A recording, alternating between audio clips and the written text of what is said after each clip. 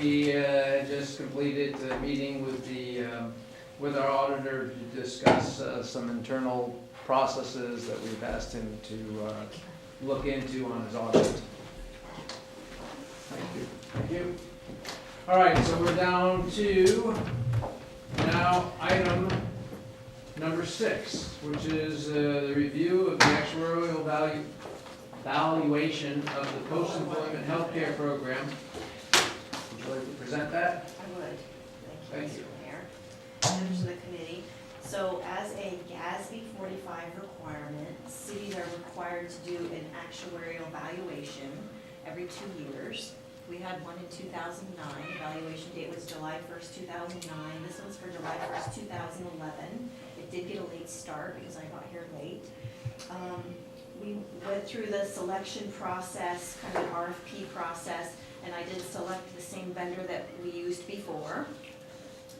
And they went through and did the calculation. The draft report is here attached, and I just want to kind of summarize the results. So this is related to retiree medical benefits. And so historically, the city has offered that they will contribute towards insurance premiums for retirees.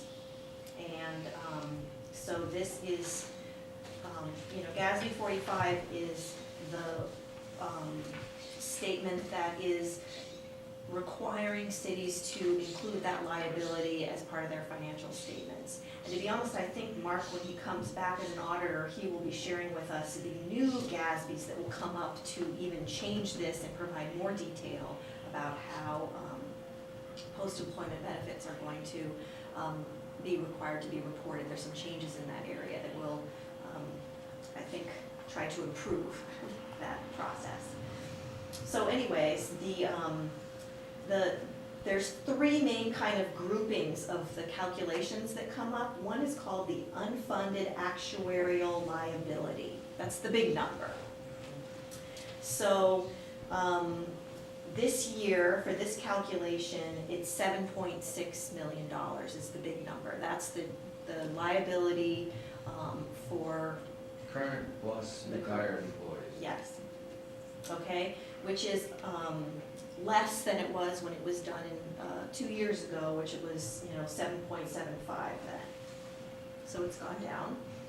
The other number that's of importance is the net OPEB obligation, and that's kind of the middle number of what our current net obligation is.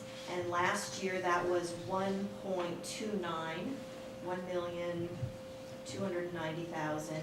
This year it's up a little bit, 1.3 basically, 299. And then the smaller number, which is the annual numbers, they calculate something called the annual required contribution. If you want to figure out each year what you should put aside in order to stay ahead of the game, you would put out $613,000 or $614,000 annually to keep up with this liability. Last time we did this, it was $813,000. So what's the reason why it went down? Usually we talk about how health benefits are going up. There's this high inflation rate with health benefits. The reason it's gone down, and kind of really the only reason it's gone down in this valuation, is because of the interest rate. So before we did not have a Section 115 trust set up. We would just pay as you go. The money's been sitting in our regular pooled cash accounts invested by the city. We do have money set aside. But now we've established a trust. And so I've told the actuary that as a result of this report, we're going to go to council and we're going to ask the council to give us authority to wire the net OPEB obligation, the $1.3 million, to the trust. And if the money's going to be in the trust, then it earns 6% instead of 4%. That's the actuarial I thought we assumptions. talked about, if I could, I thought we talked about that what we were going to try to do was, because we took some personnel action after July 1st, 2011, that we were going to wait or have this analysis done post, and so we would have the number that would be associated with the change in personnel numbers. Well, it's required to be updated every 2 years by the GASB. So we did need to do it for evaluation date.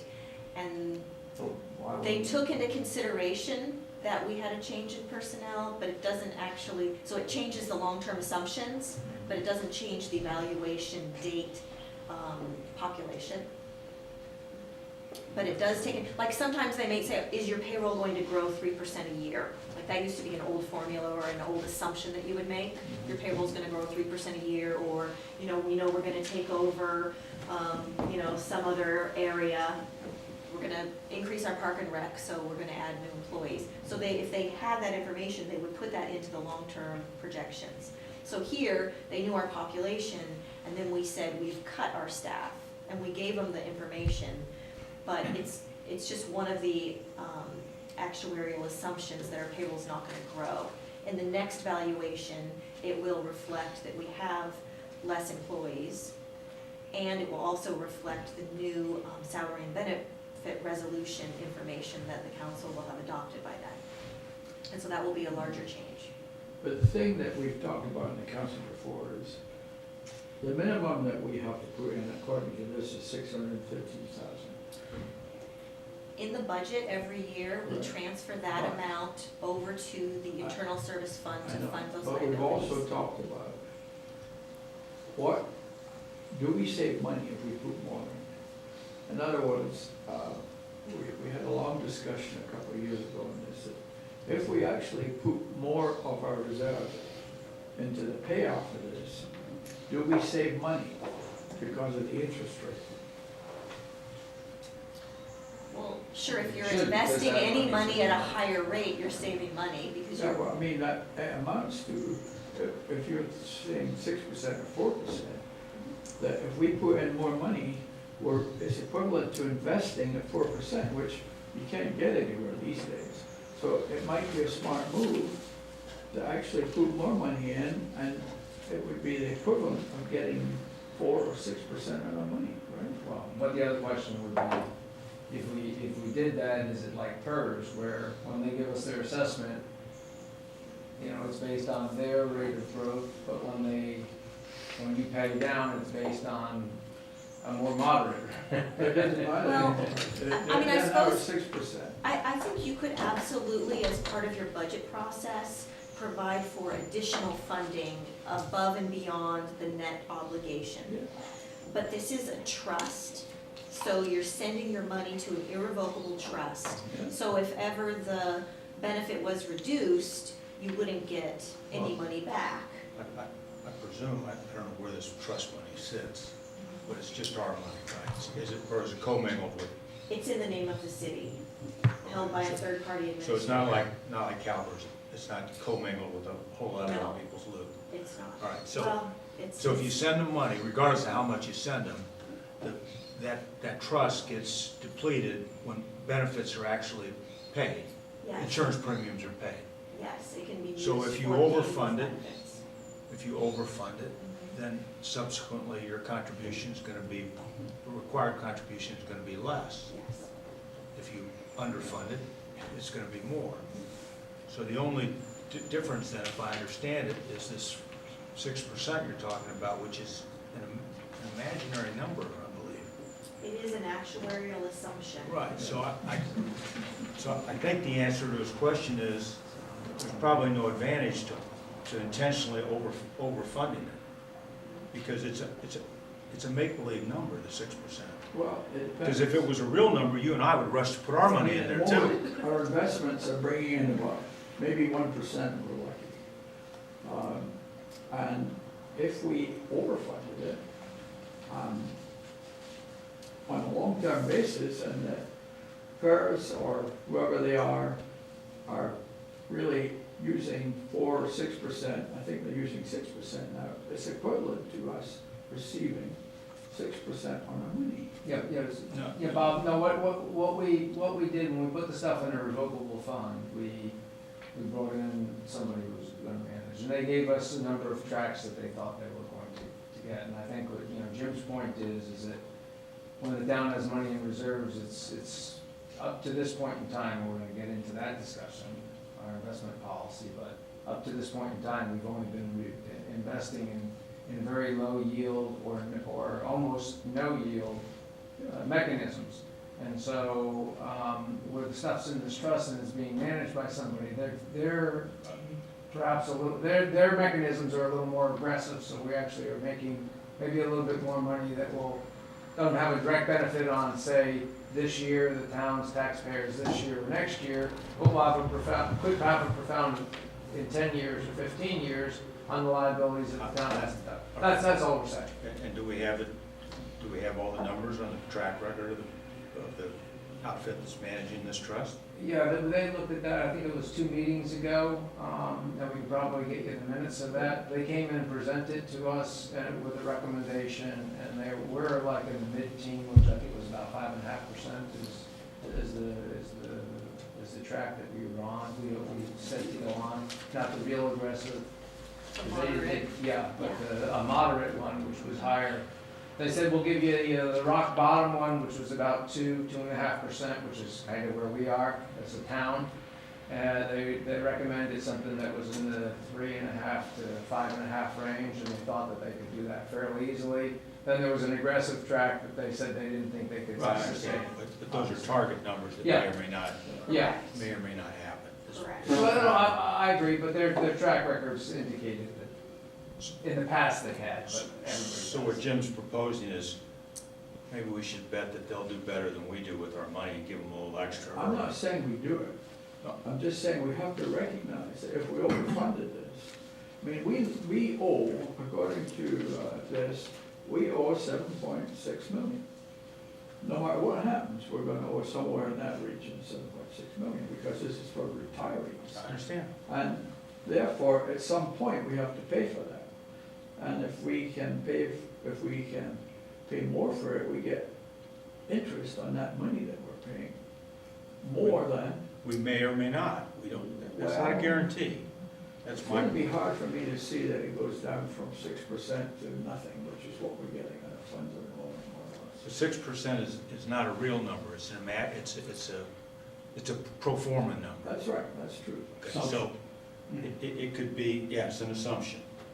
So, But you're never gonna So- lose anything. So is what I would request I and disagree with you, recommend. you can lose something, correct? There's no, they make no guarantee that the net value in this trust fund is not gonna go down, because you're telling me they're investing it. They're investing it Correct. in what they're It's considering not gonna- safer mechanisms, but you're right. There is Right. no guarantee that that There's no money will No not go guarantee. down. Thank you very much. Guarantee, That's right. absolutely So- correct. All Well, the right. county San Mateo lost 185 million in theirs. Yeah. Well, they invested in Bear Stearns, I think. Yeah, CalPERS and the rest of them, so If I there's remember no right- guarantee. If I remember right, they had a big investment with Bear Stearns. So, Believe it, brother. so on page, So, so I just wanna make sure I feel that I've covered, the primary goal of GASB 45 is to require employers to recognize the post-employment healthcare expense over periods approximating the employee's years of service, so that's why we're contributing annually to it. The report is made up of a bunch of tables which kind of outlines the assumptions. The one table that I find the most useful is on page 5. That's table 2.2-4, and that's where in the first column, it lays out the actuarial assumptions as of June 30th, 2012. And since I'm doing the audit for June 30th, 2012, is what my recommendation would be, is to fund it up to that end of year balance. We could absolutely fund it up to the 1.3 million if you wanted to fund it as of next year's balance, we could do that. But I would recommend sticking it, tying it to one of these numbers to start with. Yeah. And then I would request that the committee recommend to council that we wire that money to PARS, and then we will get quarterly statements from them to show what is this investment earning and how is it doing. And then we can also get out the new GASB 45 requirements and see if that's going to modify this type of calculation and go forward with that. so I think the important thing here, and for both the pensions and the healthcare benefits, is that we have significant liabilities. And when people talk about Atherton having huge reserves, if you look at it from a real world basis, because none of these are on the balance sheet, so they're not shown on the balance sheet, So if you don't show them in the balance sheet, people think you got plenty of money, but in fact, we don't have enough cash at the moment. If we just look at it on a straight basis, if we wanted to pay off all of these, we don't have enough cash to pay them all off. And therefore, I think that the important thing is that we can communicate to everybody, including our residents, that these are liabilities, even though they're not shown on the balance sheet. And they're growing. And they're growing. So what I would recommend, and perhaps maybe we can debate a little longer, but I'd like to make at least a recommendation for consideration that we would, that this committee would recommend to council, to accept the report, to pay at a minimum the recommended amount, and that the finance organization would run some additional analysis, perhaps, for the council to consider paying something more based on financial position as well as what we think truly the reserves or the benefit. Robert would do that for us.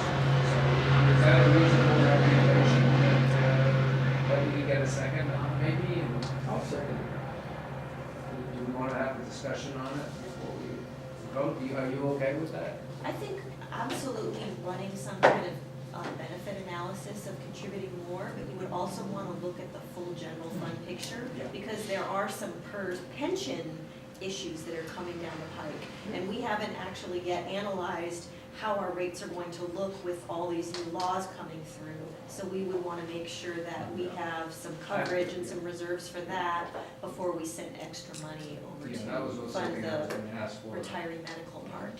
I mean, I would love us to create what I would call a pro forma balance sheet. So that it would show all these liabilities, and maybe we have it, but I don't think we have it. Yeah, we need to show the off and the on balance sheet liabilities. Well, the profession requires disclosure and requires recording it on the health benefits. But it's not shown in the balance sheet, in a regular balance sheet. The 7 million is not shown on the government-wide, but the 1.3 million is Yes, shown on the I know. government-wide, Okay. yes. But- It's showing that that's what our. And we're not showing a obligation pension is. liability. How does that, where does that number come from? Do you add numbers here? The net obligation at the beginning of the year, or is that self-determined elsewhere? Because here's the total on years. Well, I just don't know. The 1.3 is the total of the 2011-12 and the 2012-13 contribution. I can't find the 1.3 either, that's the only way I It's the get close. change, so the net increase, so you have the beginning of the year number, and then you add that 9,308 to come up with the end of the year number. But how does that relate to the 7.6 million at the top? Well, that's a good question, we can come back to the council on, we can include that in the staff report for having to go through that. I don't think I can answer that right now. Because the GASB, didn't they want us to report if we didn't pay this amount? We do record that obligation on our financial statements. Oh, I know, okay, I got it. It's just that, to me, a balance sheet shows assets and liabilities, very simple. But we don't show all Yeah, the off balance sheet liabilities are not. Well, we show, in accordance with GAAP, we do show, I know, but it's not real. What do you show with GAP, the 1.3? yes. But that's funded, you paid that. That's a fund. We're holding that in It's cash. cash. Yeah. We're holding that. Yeah, in it's ours, cash. it's an This asset is June to us. 30th, this is It's a an June asset 30th. without studying. So It's it's an an asset, asset, it's not a not liability, or offsetting. is there a counter liability for the same amount? Well, we have the liability showing, but here we are lucky enough to also have the asset. So here's the OPEB liability right here. And where's the asset? It's included in the cash up here. It's included in the cash. So we are showing the liability, and the Right. cash is under We're not showing the 7 million, we're not showing the What is the difference between the 7 million and the We're 1.3? not showing the 7 million. That's what we haven't funded yet.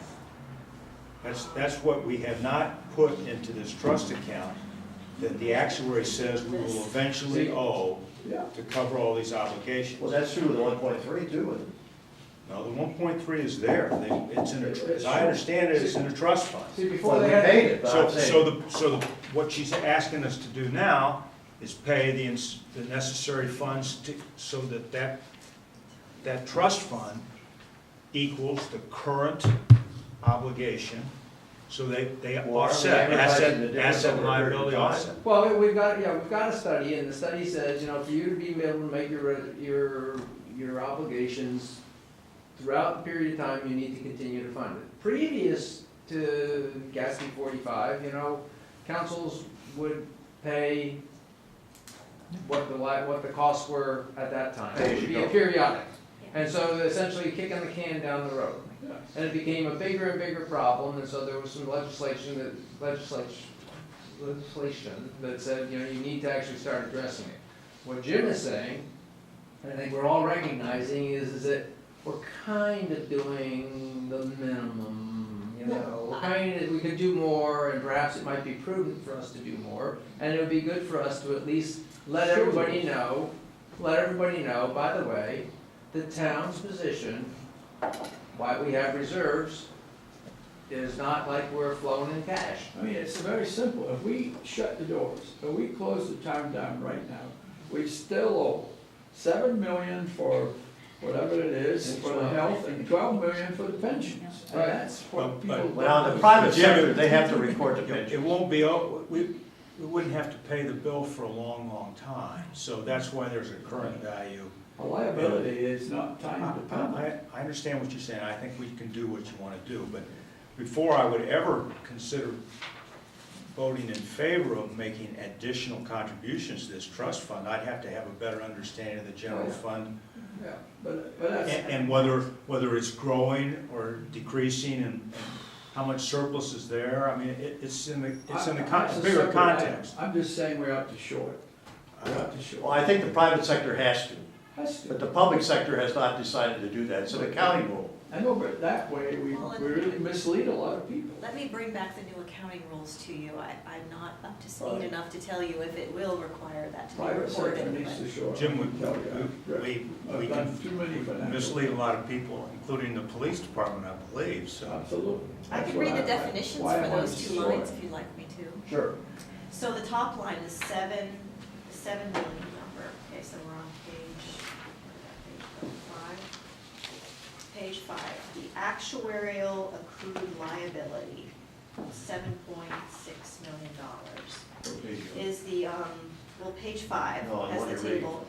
Page 18 has a glossary of terms. The actuarial present value of all post-employment benefits attributed to past service. Note, the actuarial accrued liability is sometimes referred to as the past service liability. And then if you turn to page 20, the other number on here, the net OPEB obligation, which is the 1.3, is the cumulative difference since the effective date of GASB 45 between the annual OPEB cost and the employer's contributions to the plan. So that's kind of the starting point of GASB 45, I guess. Okay, so, So there's definitions. but the issue is that if we overfund, which we need to do some analysis, but if we overfund, it's not like we lose the money. Unless it gets misinvested and the markets all crash, in which case then we have a problem. No, you still have 30 years to pay Yeah, I off this. So even though the council will likely be taking action to either minimize or eliminate some future Mhm. medical retiree benefits, you still have commitments for current employees. We People still- are vested, so you still have that program going right now, yes. So we have a motion on the table, it's been seconded, that said, that we recommend to the council that they accept your report and that they fund at a minimum, the minimum amount, but consider with the analysis that Robert would do, a potential higher amount, without stating that amount. So That's fine. so Robert would come back with a recommendation, and then the council would make that decision. So that's what the motion is. And so I seconded it, so now we should vote. Right now, we're doing it over 30 years, including that cost. And you're assuming that we would do it in a shorter period, make some payments, reduce the Well, it's a liability. question of, Well, we don't know. How do we Maybe make money? lean years coming forward, you know, I mean, we don't know what the situation is. we don't, but if, for instance, we were fairly certain that whoever is managing a trust fund would never get less than 3%, for instance, then overfunding would be beneficial to us from an investment. Continues to go up. But the motion is to take an action item to fund minimally and then study the Yeah. possibility. Well, and make a recommendation, That's yeah, for the council to consider, So the council could say minimum, at a minimum, or they could say, yeah, we wanna put $1 million in, let's get ahead of the game. And then the third issue is Jim's thing about the balance sheet, which. Well, that's something, That's yeah. an entirely political issue off parts. I just want to see a real simple balance sheet. Oh, I don't disagree with that. That's liabilities, and we've never shown that, which is always irritating me. Well, it's footnoted, though, it's footnoted, isn't it? Hmm, It's footnoted, so it's in there. but it's not, you don't see it. That's a downstream thing, we'll work with Robert on that, and that's not what can we have a vote on the motion that's been seconded? So all in favor? Aye. Anybody against? You do have voting rights. On funds so Okay, far? yeah, you've got voting rights on everything, you just can't vote for the minutes of the meeting that you weren't in. But you can vote on everything, okay. For the minimum, I think that makes sense, it's a historical perspective, so. Okay. All right, so that motion passes, so, Thank you. that needs to be for our council, we remember last time we talked about the rules, you weren't here, but if we make a recommendation to council, then it must be on the agenda within the next 2 meetings. Okay. So, I don't know what the timing of this is to go to the, is there urgency that it has to get on the November one, or? No, but I want Like completion finale. of wiring that money, so All I right, wanted got to it. put it on next All week's right, agenda. okay. Get on the event, November. But he might be busy, so Okay. it'll be on either this month or next. Well, if you can do the analysis, yes, but don't bring it forward if you haven't done the analysis, okay, Robert? Okay, so if you can bang something out before Thursday, which is, I think, the cutoff date for the packets, have that. But he's gotta do some work. Okay, all right, we're done with that. Moving on to item 7, annual update of investment policy. Yes, annually, the government code requires that we update our investment policy. We have a practice here of utilizing the expertise of our asset management firm, Cutwater Assets. They assist us in reviewing the policy for any changes in the law. They've only recommended a slight change in the area of medium-term notes. And then there's one addition on page 4. Related to medium-term notes, they're suggesting changing the rating from at least AAA to A or equivalent, and making a change so that it does not exceed the portfolio by 30% instead of 50%. So where are you? You're on that paragraph 3?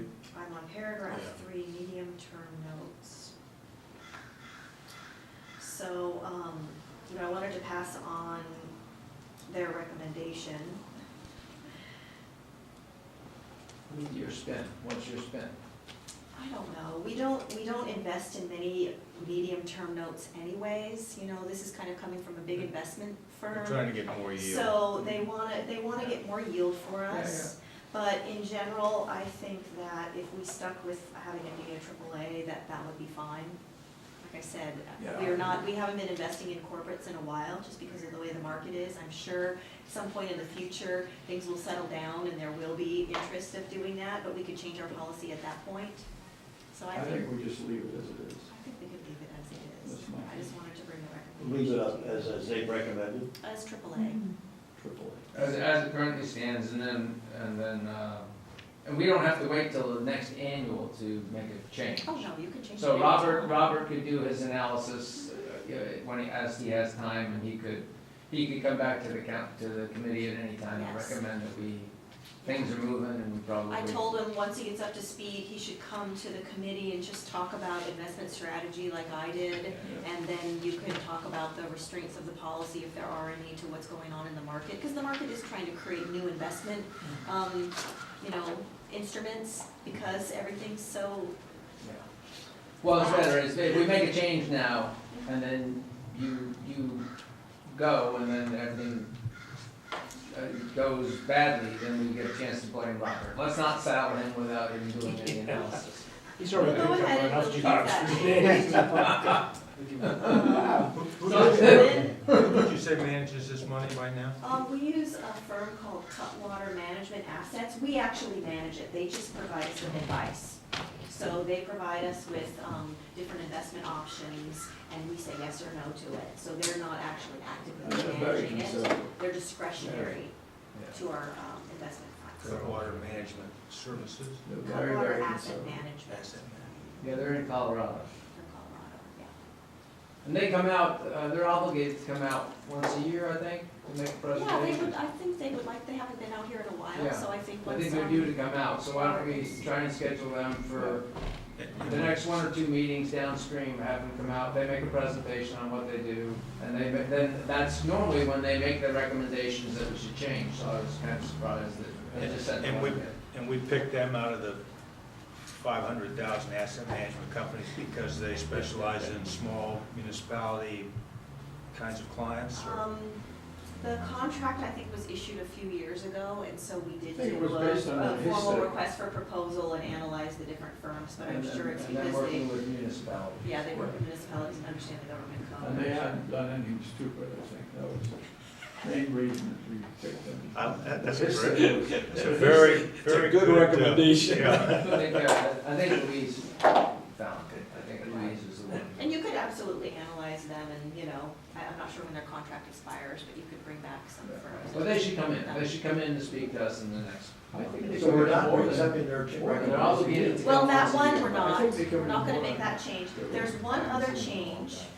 There's one other change on page 4, number 7, money market funds. They're suggesting adding a clause that, not only we stay within the government code for money market funds, but securities that have been downgraded to a level that is below the minimum ratings described herein may be sold or held at the city's discretion. The portfolio will be brought back into compliance with the investment policy guidelines as soon as is practical. And I think that's the practice that everybody has been using, that if somebody's downgraded, you don't automatically run out and sell them if you're gonna incur a huge loss. You may choose to hold it until, and if you don't have this clause in here, then you could be in violation of your investment policy, because it says you shouldn't That have, seems reasonable to me. yeah. So we'll Does it keep say that that one. we should sell it now? No, they were just asking us to change our policy. No, but is our policy now that we sell it if it gets downgraded below investment grade? It says here that, that we should not make a purchase, having a rating, or it should have a rating of at least AAA-M or the equivalent. So our policy doesn't specifically say, well, I think this clause is necessary, because some policies will say that you have to have the rating on when it's purchased. Yeah. And this one isn't that clear, so this one phrase makes it clear that if it were to be downgraded, you have the choice of holding it or selling it. That's right. I think that's smart. Well, at Lehman Brothers, if the county had done that, it would save them a lot of money. If they sold it or held it. They sold They it. It sold was it right downgraded away. before it went bad, and they didn't sell it quickly enough. So I don't know, you're really giving flexibility where I don't know, that's a tough one. Because that's what happened to Lehman Brothers, they were downgraded below the level, they didn't sell it, they held it, and they lost it all, 185 million. And I'm just saying, I don't know that I wanna give the city that much. No, just sell it and cut your losses. The trouble is that when they downgrade it, if everybody sells instantly, you're going to also lose money. And you can be downgraded and still not go bankrupt, you know what I mean? It can be downgraded, but that doesn't necessarily mean it's going to go to this. Well, the way I read the policy is that it's our discretion. They should notify us, and then in fact, maybe we need to write that in. They would notify us and we would have it, and give them an affirmative answer about your course of action. Yeah, that's fine. That's what we should do, because somebody needs to make a conscious decision, and we don't wanna have, I don't think, Greg, program buying or program selling at the same time. Somebody should think about it, and that's why, I don't know, what do you think about that? I think adding a little clause in there that if there was a downgrade below, it should be reported. Reported to the and, council. and the town give them the option. Immediately report. Yeah, I you should add that in there. Okay? The town council should be, or the town, Yes, the finance Board. director and the city manager are the operational Would heads. be- you discuss the Discuss city the report. council when it's, and not refer to the lawyer. The town council, normally you think that's a lawyer, but No, it's not SEL, it's CIL. I know, but you don't know that what you're saying. So, all right. All right, okay. All right, so do we need to make a motion on this? I'll move. All right? That'd be great. Okay, then, all in favor of the edits as we discussed, which would be not to change our rating on our investments, but to accept the changes with the amendments, additional amendments, that would be that they would have to notify us if we any of our investments fall below the rating numbers, and give us the opportunity to make a decision, but it wouldn't be automatic buying or selling. Okay, Second? I'll second Okay, all in favor? that. Aye. Okay, fine. Next meeting, so let's set up the next formal meeting, which is, this committee meets the second Tuesday in every other month. So that'd be December, the second Tuesday, 11th? I think that's the date, at 2 P.M. I'll know what the second Tuesday is. But we're hoping to have a meeting in advance, which will be called as a special meeting, and Robert, you'll be doing that if we can get that meeting set up with the property tax auditor, or at least the consultant that, not our consultant, but consultant that Deborah mentioned. So December, what did you say? The second Fourth? Tuesday. 11th? Oh, the second Tuesday's the 11th, The yeah. 11th, okay? And on topics. Greg, did you get that? It's the 11th. I'm trying to get my calendar up. now. He and I both showed I up posted- last Tuesday. Yeah, well, last time we agreed on the first Tuesday, we both showed up.